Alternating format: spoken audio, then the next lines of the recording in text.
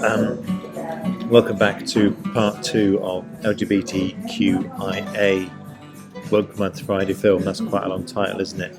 We are in the second part. I feel there's a few things I need to explain. If you didn't see the first part, you missed conversations about our church and our church community, about how we operate. You missed Molly and Anne sharing something of their story. And you also missed us talking about the church's journey as we explored the church and Jesus' response to people who are LGBTQIA+. So go back and check that film out. It's LGBTQIA Part 1, which is probably just above this film on the internet thing that you have to be looking at now. So anyway, we're in Woke Month. I also feel I need to explain that I am growing a beard at the moment, and it's embarrassingly fluffy. I don't know why I needed to say that. I think it's because of all the side shots in the film, and my terrible vanity. But that aside, thanks for sticking with it. Anyway, so this time we're going to be talking a bit more about involvement and the restrictions that the institution puts on people. I mean, we're blessed being Baptists that we don't have to do what our bishops tell us, mainly because we don't have any. So each Baptist church is free to make its own decisions on the interpretation of Scripture. I can tell you, contact me if you want me to tell you more about that. It's a fairly dull doctrine or policy of the Baptists, but it's a very good and wholesome one. So that doesn't mean we all agree or that we all get on all the time.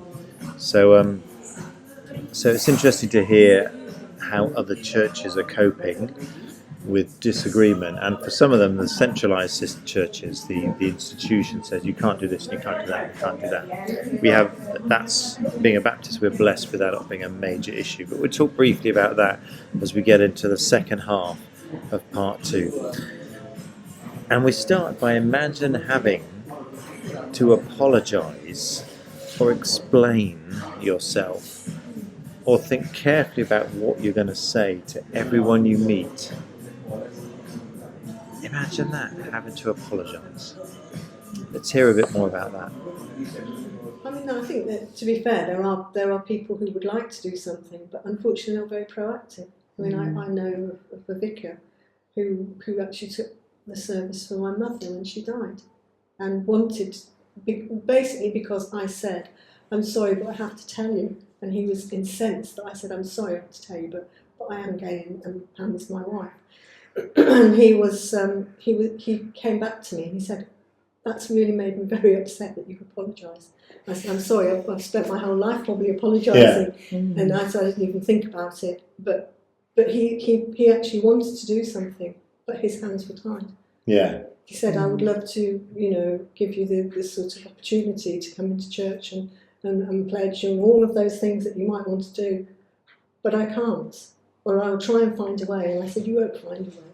You won't find a way. And basically he did, but he felt he wanted to signal. I do have some sympathy with excuse me, with people in institutions, because there's a lot at stake. But again, that's part of the problem, isn't it? There's a lot at stake. I don't know what I would have done if the church had said, no, we're not accepting of this.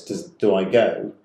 And for me, I'm in quite a privileged position. I'm white, educated, male, middle class. Yeah, in theory, I could get a job pretty much anywhere. But it's still a risk. If the church had said no, would I have given it up? Because I lose my home, I lose my job.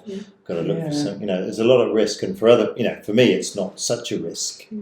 Because I have other privileges, but I think for a lot of people they just won't give it up because there's too much to lose, and I think that's an institutional evil as well. The church for some reason needs to maintain its power. The institution does, so it won't change. It fears it will lose. Churches, if they lose income, if they just vote on it, people leave the church. What we do about there's many times I've heard churches say, "Well, that person's leaving. It's a shame because they're a generous giver." You think? Yeah, that's not great. But And there are many people. There's an advantage for being skinned to take it on. There are a lot. I know quite a lot of gay people who are not out and are very careful and do go to church. But you know, I would never do that, because part of my feeling about being in church is that I can be me and I can be honest. Yeah. And that has not existed until I came to this church. And you know, it doesn't really matter. And the sort of final straw is all the voting and the sort of synod decisions, and the Archbishop of Canterbury very kindly and benevolently saying he wouldn't want to bless. And, you know, well, I'm sorry. You know, that was the fight. By that time, obviously, I joined the church, and you put your faith where it's properly received. It's not up to people to be making that decision for me. People are often surprised when we mention that we go to church. Oh, you go to church, and you sort of see the realisation that they have, and then I feel like I have to follow up with, they're great, exactly. They're lovely, they're really accepting, they've welcomed us with open arms. But I shouldn't have to clarify that. But when you come here and you see sort of the relationships and the community that's been built here, you don't have to clarify it. No. You could walk in on a Sunday and you would know, purely by the conversations, the services that we have, even the songs that we sing sometimes, especially on Ukulele Sunday, you can see how progressive. I just looked at camera. That's a very good plug. You can see how progressive and welcoming and kind and caring and all of these amazing things that this church is, you can see on the faces of the people that come in the services that we have, in the hymns that we sing, in the things that we do, and even this, like the stuff we do in the community as well. And the honesty when we have discussions like we had yesterday, that nobody's going to take offence. Yeah. I'm not going to take offence about anything someone might say to me, and vice versa. You can't. That's the beauty, is that we have to speak the truth and honestly and trust each other enough to say the wrong thing, and not go, well, that's a problem, because I think we do. And you know, I'm aware from being the minister that you see people saying stuff. Sometimes you probably shouldn't be saying that, but if you know their heart. Hopefully you can say, well, try and say it a bit differently next time, perhaps, because I know where you're coming from. It's all about learning, though, isn't it? I think having such a positive environment makes people more willing to learn. But we're not going to have an issue if someone says something that probably isn't deemed socially correct anymore, but they also won't have an issue if someone goes, oh, well, you probably shouldn't say it like that. Well, hopefully it is two ways, and you can say back, well, that's not like that. You know, that's a slur now, or you know, that may have been fine then, or you know, because it does happen. You know, there's words change. You know, it's like the LGBT. The letters change and people add on, and some people are, oh, here we go again, more letters. But actually, that's about including people, isn't it? And noticing the people that get forgotten. And for me, that's a key part of discipleship, because when I look at Jesus, he's always in the margins. So, and I think one of the challenges we have as followers of Jesus is to say who is in the margins of our society, who gets sidelined for whatever reason. And sometimes it's major sidelines. Sometimes it's just the little nudges and the little pushes that happen. And that's the stuff that, as a church, all of us should be pushing back on. So that's kind of why we've been looking at the woke stuff. So we've been looking at. See, I've got to be careful. This isn't an issue. The issue. It's not an issue. No. LGBT stuff isn't an issue. It's about people. The refugee situation, I guess you could argue, is an issue because it's a very specific, focused thing. Climate change.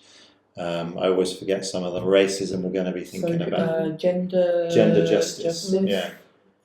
So it's picking up stuff that some people roll their eyes at, but the fact is, we're not in an equal society. I mean, we were talking about that before we started filming, weren't we? That it's in fact, in our household, we were having a conversation about, not all men are like that. But you don't know which ones. And that's serious, really, isn't it? So, and until society is such that you don't have to think, well, no men are like that. you've got to be careful, and you've got to be aware. So I think it's important that as a church we're doing that. My question is, because we're probably going on now, aren't we? Oh yeah, look at that. What do you think? Not necessarily us, well, you can be us as a church. What can be done better? Do you think, in terms of faith or our community work here? What can be done better to make sure people are included? Do you think? I think the general thing is just talk about it.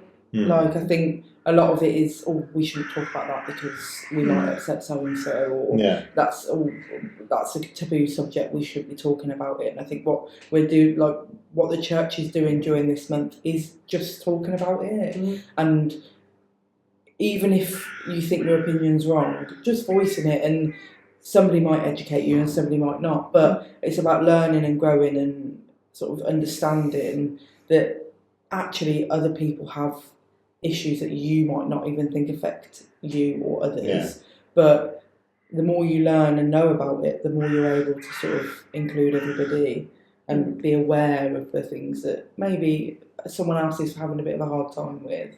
And it's just about being open and honest and just having a good chat about it. Okay. It doesn't always have to be words. Like, if you go somewhere, like if you start a new job and the receptionist has got a pride manual on, or like a Black Lives Matter pin, they haven't said anything to you, but instantly it's like friendlier than it was. So giving out signs. There's always, not everything has to be a massive discussion or conversation. It can just be like a silent understanding. Yeah. Okay. Do you want to add anything else? No, I think that's very well said. I mean, I think some of the issues that I think maybe I do maybe more than you, because I've been through those years when I've had to be careful. It's those decisions you have to make, and the kind of things you're saying, that kind of open dialogue, the non-verbal signs that you're accepting. It's that decision when, I mean, for example, my big thing is when people say, "Are you married?" and I say, "No, I'm widowed," and they say, "Oh, when did he die?" It's kind of being aware of those kinds of things. You know, I mean, maybe we all need to be aware of that in a way that we don't say he, we say they. And then that gives an opening to whoever's saying. It's that kind of thing. It's clues that shows married you. When you know, there are lots of occasions when just being aware of. And thinking about it. We get it now. And the decisions we make all the time. How much are we going to tell these people? You know, am I going to say, well, actually, or am I going to say they died? You know, it's a constant decision that I think you're making as a gay person, who you actually disclose to.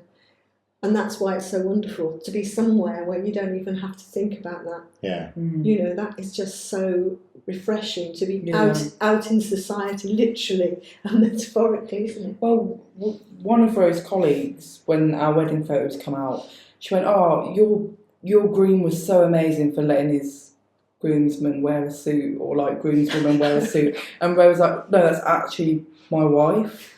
And it was just mad that even now, and you have to laugh about it because if you don't, you'll cry. But even now, people just don't think about it.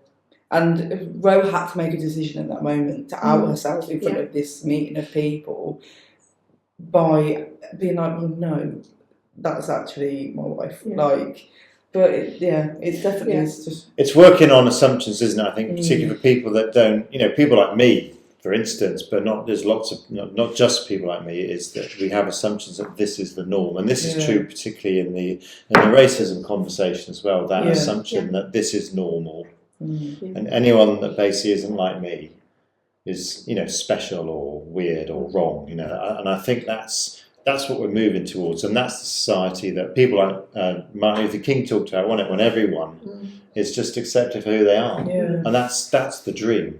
And for me, that's the vision of the kingdom of God. You know, his tremendous faith. I think that's what fed that vision, that everyone is who they are. And you are a joy to us. I mean, it sounds patronising, I know that. But we like it. Yeah, that's all right. We like it. Keep going. But it's who you are, because I think it's because you trust this community enough to be who you are, and that helps the whole community grow. And that's true of everyone. If you hold back from yourself, you're not giving. And I think for you, Anne, as well, given the length of time you were together as well, with Pam. It's it's iconic, really, what you've been through. I mean, you've been a real pioneer. You have, and that's that. There's not many people who are icons, but you're one of them. I think it's true. It is true. Yeah. We wouldn't have the opportunities that we have Yes. today if it wasn't for people like Anne. You've had to hide for a lot of your life, and it's only, and even now you're saying you still do at times, and you think this isn't. Molly Rose, you've got it easy now. Just come out the womb ready for it. But yeah, well, thank you for being part of this. I know that God nudged you here anyway, so you may not have. You did have a choice. There's always a choice. But what you bring to our church and our community is fantastic. And thanks for being willing to talk on camera as well. Thanks for what you give us in return. You're welcome. Much appreciated. Thank you. Yeah. And thanks for watching. And next time, something else. Talking to someone else about something else. See it, do we wave? We can. Yeah.